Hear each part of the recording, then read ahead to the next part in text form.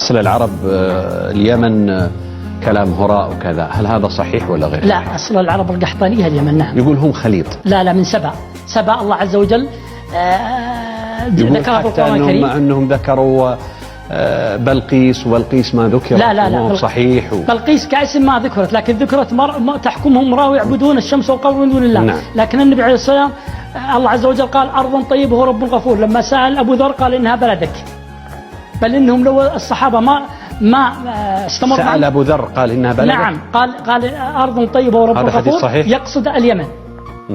الآية تقصد اليمن. هذه واحدة. اثنين، الجنتين في اليمن، ولما دعوا على نفسهم قال ربنا باعد بين أسفارنا كان في اليمن، ومزقناهم كل مزق، خلاص اطلعوا على الأرض. نعم. البعض يقول أنه هذا الكلام غير صحيح، لأنه اليمن هو كل ما يامن الكعبة. لا، هم يقولون إنها اتجاه وليست بلد. لكن النبي عليه الصلاة والسلام يقول اللهم بارك في يمننا وشامنا وقيل وعراقنا، قال وكذا، قال قرن الشيطان. نعم. وقيل ونجد قال قرن الشيطان. لكن نعم. الحديث يتكلم قال اللهم بارك في صاعنا ومدني عن المدينة كبلد كأرض، وعن اليمن كبلد، وعن الشام كبلد وليس اتجاه. الحديث واضح. طيب اليمن بمسماها الآن كانت مسماها قديما؟ اسم اليمن قديم، اسمه نمت. ليس اسمها ايش؟